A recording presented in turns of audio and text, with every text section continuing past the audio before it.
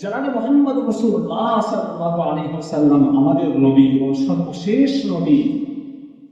আল্লাহ তাবারক ওয়া তাআলা জনাব রাসূলুল্লাহ সাল্লাল্লাহু আলাইহি ওয়াসাল্লামকে অনেক বৈশিষ্ট্য দিয়েছিলেন, রাহমাতুল লিল আলামিন করেছিলেন জনাব রাসূলুল্লাহ সাল্লাল্লাহু আলাইহি ওয়াসাল্লাম। সারা অন্যান্য যে সমস্ত নবীগণকে পাঠিয়েছিলেন, বিশেষ একটা এলাকার জন্য পাঠিয়েছিলেন, বিশেষ একটা সময়সীমার জন্য পাঠিয়েছিলেন।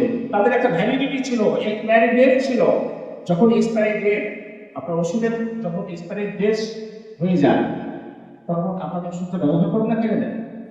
ওষুধের যে কোনো জিনিস, ওষুধ যে কোনো জিনিসের একটা এক্সপায়ারি ডেট থাকে।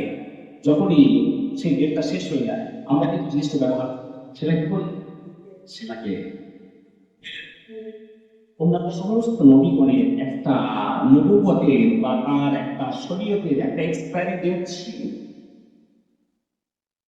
হযরত আদম আলাইহিস সালামের শরীয়তের একটা ডেট ছিল, সেই ডেটের মধ্যে সেটা শেষ হয়ে গেছে, পরবর্তী শরীয়ত চলে এসেছে। হযরত মূসা আলাইহিস সালামের শরীয়তের একটা ডেট ছিল, তারপরে সেটা বাতিল হয়ে গেছে, পরবর্তী শরীয়ত চলে এসেছে। হযরত সুলাইমান আলাইহিস সালামের শরীয়তের একটা ডেট ছিল, সেই ডেট অনুযায়ী সেটা খতম হয়ে গেছে, শেষ হয়ে গেছে। জনাবে মুহাম্মদ রাসূলুল্লাহ সাল্লাল্লাহু তাআলা আলাইহি ওয়াসাল্লামের নবুয়ত, তার শরীয়ত কিয়ামত পর্যন্ত আল্লাহ তাআলা বাকি রাখবেন। সুবহানাল্লাহ।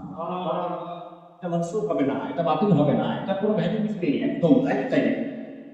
কি এটা লাইফ টাইমে যতদিন পর্যন্ত এই বিশ্ব কায়েম থাকবে, ততদিন পর্যন্ত জনাবে মুহাম্মদ রাসূলুল্লাহ সাল্লাল্লাহু আলাইহি ওয়াসাল্লামের নবুয়ত এবং রিসালাত কায়েম থাকবে। ততদিন পর্যন্ত জনাবে রাসূলুল্লাহ সাল্লাল্লাহু আলাইহি ওয়াসাল্লামের শরীয়ত ততদিন পর্যন্ত থাকবে। আল্লাহ তাবারক ওয়া তাআলা জনাবে মুহাম্মদ রাসূলুল্লাহ সাল্লাল্লাহু আলাইহি ওয়াসাল্লামকে মেরাজে দেখেছিলেন। মেরাজ, এই মেরাজ শুধুমাত্র জনাবে রাসূলুল্লাহ সাল্লাল্লাহু আলাইহি ওয়াসাল্লামের ক্ষেত্রে হয়েছিল, অন্য কোন নবীর কিন্তু মেরাজ হয়নি, অন্য কোন নবীকে আল্লাহ তাবারক ওয়া তাআলা নিজের কাছে ডাকেননি। সুতরাং এই সমস্ত নবীগণের মধ্যে আল্লাহ তাবারক ওয়া তাআলা এই ধরনের একটা ফারাক রেখেছিলেন, একটা পার্থক্য রেখেছিলেন।